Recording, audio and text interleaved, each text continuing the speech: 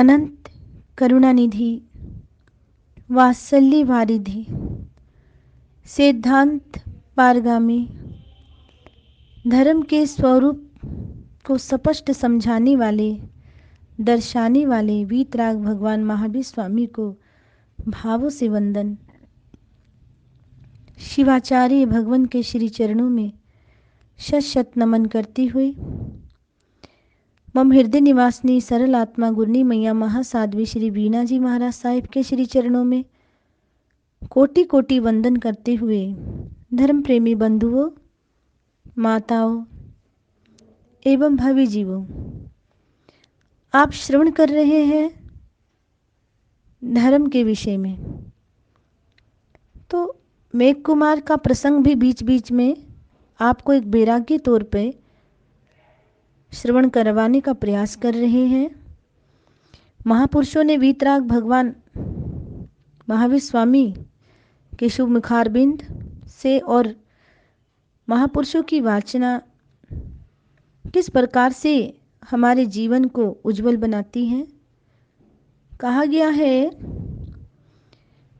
मेघ कुमार के लिए सभी ने शुभकामनाएं दी, किंतु मेघ कुमार सोचने लगा कि मैं कहाँ राजा बना हूँ। ये शुभकामनाएं तो राजाओं के लिए हैं, मैं तो विरक्तात्मा हूँ। मैंने तो साधु बनना है, मैंने तो त्याग मार्ग पर ही चलना है। अभिषेक हो चुकने के बाद माँ ने कहा, बेटा बताओ अब तुम्हारी इस खुशी की बेला में क्या इच्छा है, हम तुम्हारी क्या इच्छा पूरी करें, तुम्हारे मित्रों को क्या दें, तुम्हें क्या अपेक्षित है, तुम्हारा मनोरथ क्या है, माँ पूछती है। मेघ कुमार ने कहा, माँ मेरा एकमात्र मनोरथ यही है कि शीघ्र ही संयम के उपकरण मेरे लिए मंगवाए जाएं, जैसे कि रजोहरण तथा काष्ठपात्र आदि सब। यही मेरा मनोरथ है, यही मेरी इच्छा है। कितनी बड़ी बात है ये। आज आप बच्चों को अगर पूछें क्या चाहिए तो वो धार्मिक उपकरण कभी नहीं लेते, पर तरणहार आत्मा, ज्ञानवान आत्मा, जिसकी आत्मा से अज्ञान का पर्दा हटा और ज्ञान उभरा, तो वे ही आत्मा ऐसे सद् कार्यों में अग्रणी होती है। जैसे मेघ कुमार। प्राय संतों के हाथ में, जो जैन संत है, भिक्षा पात्र होता है। भगवान बुद्ध, राजा गोपी चंद तथा राजा भर्तृहरि ने भी भिक्षा पात्र ग्रहण किया था। भगवान महावीर तो कर पात्री थे, उन्होंने तो कभी कोई पात्र ग्रहण नहीं किया, वे तो हाथ में ही भोजन कर लेते थे। उनके शरीर पर कोई वस्त्र भी नहीं रहता था, वे तो नितांत अंकिंचन और अपरिग्रही थे। किंतु प्रत्येक साधक महावीर के समान नहीं बन सकता, और तीर्थंकर के समान साधना व चर्या सामान्य व्यक्ति के लिए असंभव ही है। ये हम भी जानते हैं और आप भी।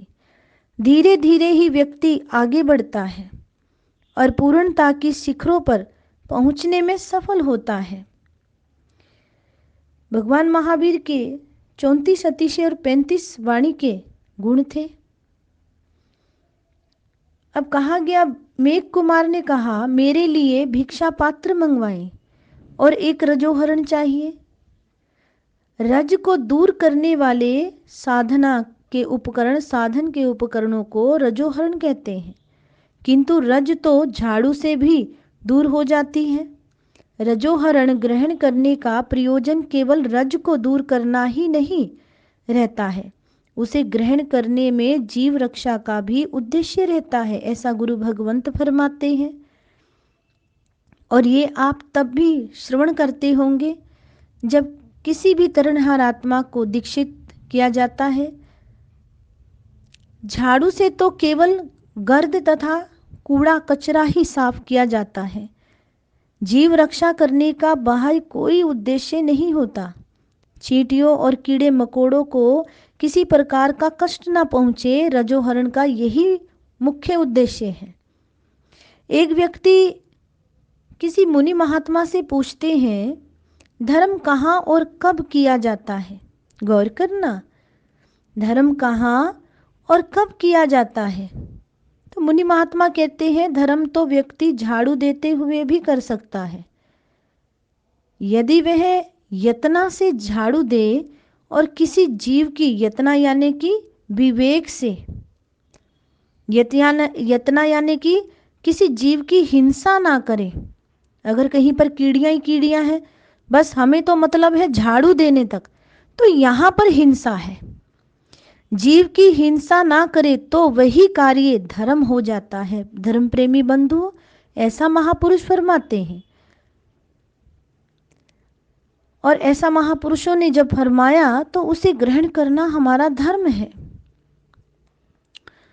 आचार्य सम्राट पूज्य श्री आत्माराम जी महाराज की एक वार्ता महान संत मुनि महात्माओं से श्रवण की।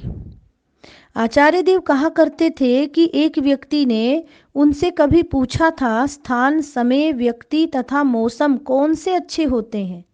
गौर करना, आचार्य सम्राट पूज्य आचार्य सम्राट जी से पूछा था एक व्यक्ति ने, स्थान, समय, व्यक्ति तथा मौसम कौन से अच्छे होते हैं? आचार्य देव ने उत्तर में कहा, जिस जगह बैठकर मन को शांति मिले वही स्थान अच्छा है। जिस समय मन को शांति मिल जाए वही समय अच्छा है। जिस व्यक्ति से बात करके मन को शांति मिले वह व्यक्ति अच्छा है। और जिस मौसम में मन को शांति मिल जाए यही मौसम अच्छा है। यदि बसंत में मन को कोई संताप लग जाए, मन में शोक की छाया उभर आए, मन को कोई वियोग लगा हुआ हो या कोई चिंता सता रही हो, तो बसंत ऋतु भी उस व्यक्ति को क्या शांति देगी? इसके अतिरिक्त मन में कोई परेशानी लगी हुई है या संताप बना हुआ है, मन में कोई अन्य उलझन बनी हुई हो, तो बसंत ऋतु की बेला में भी उसको क्या शांति मिलेगी?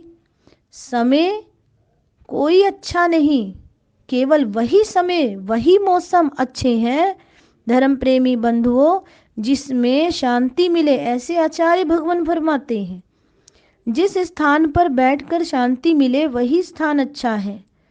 जिससे बात करके मन में शांति आ जाए वही व्यक्ति अच्छा है। जिस मौसम में मन को शांति प्राप्त हो वही मौसम अच्छा कहा जाएगा। तो आचार्य भगवान ने ऐसा फरमाया। तो ये कहा गया है, महापुरुषों की वाणी को हमें ध्यानपूर्वक सुनना है। एक व्यक्ति ने महापुरुषों से पूछा, धर्म कब करना चाहिए? तो महापुरुष ने कहा, जब भी कर्म करे तभी धर्म करे। गौर करे कि जब भी कर्म करे तभी धर्म करे। कर्म हमेशा होता है तो धर्म भी हमेशा होगा।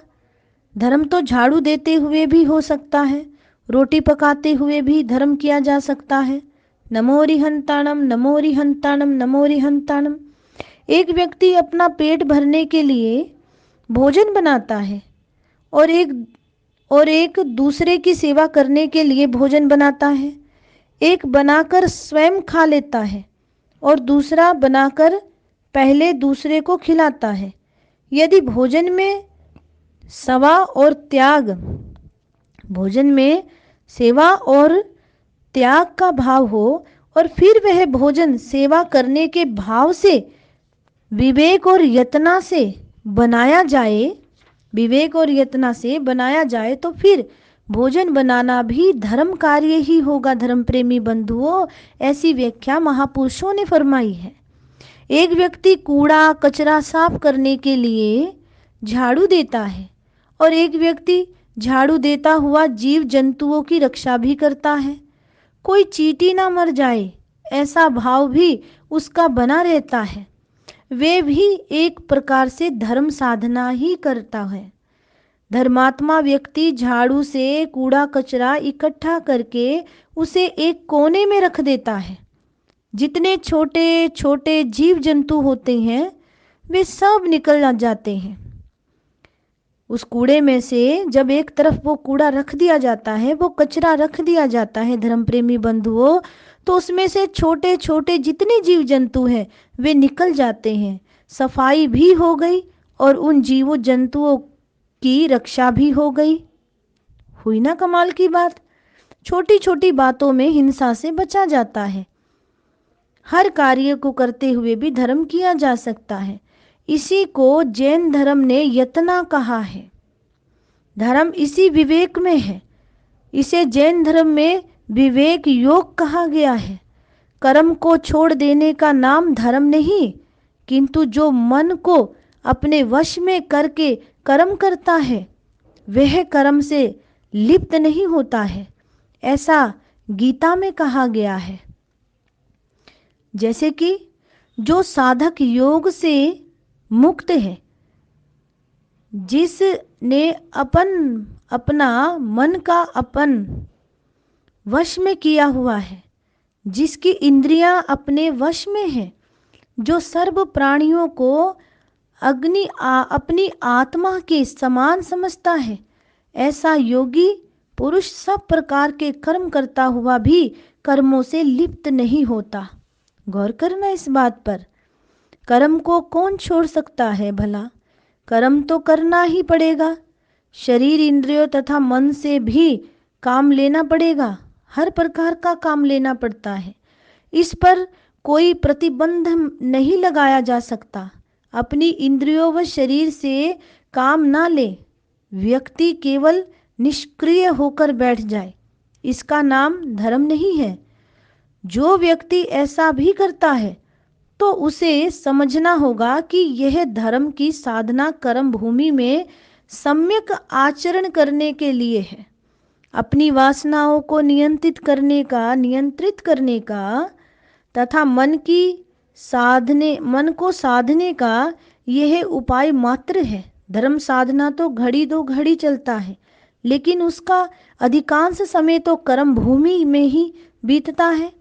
कर्म भूमि में जब कर्म विवेक और यत्नपूर्वक होने लग जाए, विवेक से होने लग जाए और प्रत्येक जीव की रक्षा करने लगे, तो समझ लीजिए कि उसे अब स्थान विशेष पर बैठकर धर्म करने की आवश्यकता नहीं रही, बल्कि धर्म तो उसके कर्म का एक अंग बन गया है।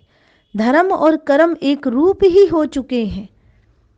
तो ऐसा रजोहरण केवल कूड़ा कचरा साफ करने का साधन नहीं है। धर्म प्रेमी बंधुओं, महापुरुषों ने कहा इसका नाम रजोहरण है। कई लोग रजोहरण को, हमारे ओघे को झाड़ू कह देते हैं, मुख वस्त्रिका को मुंह पट्टी कहते हैं। रजोहरण का प्रयोजन रज व धूल आदि को हटाना तो है ही, किंतु इसका वास्तविक प्रयोजन ये है कि साधक जहाँ बैठे, जब चले, जहाँ जगह साफ करने की आवश्यकता हो तो इसका प्रयोग करें, लेकिन साथ ही ध्यान रखें कि कोई जीव जंतु ना मर जाए, उसे कोई कष्ट ना पहुँचे। उसे हटाकर, लेकिन साथ ही ध्यान रखें कि कोई जीव जंतु ना मरे। उसे हटाकर बैठे और चले। इस रजोहरण का प्रधान उद्देश्य यही है। साधु का यह परम धर्म है कि कोई भी क्रिया करते हुए उससे किसी प्राणी को कोई भी कष्ट नहीं पहुंचाए। इसी में धर्म है। जैसे मेघ कुमार ने हाथी के भाव में उस खरगोश के प्राण को बचाए। करुणा, दया, जिसके बीच में आता है प्रेम। तो धर्म प्रेमी बंधुओं, प्रत्येक जीव से प्रेम कीजिए। प्रत्येक जीवात्मा में वही है जो आप हैं। गतियां अलग हैं, जाति अलग है, वर्ण अलग है, लेकिन ये आत्मा शाश्वत है और ये सभी में दिव्यमान है। इन्हीं शब्दों के साथ वीतराग भगवान की वाणी वक्तव्य को विराम देती हूँ। ओम शांति। जय महावीर।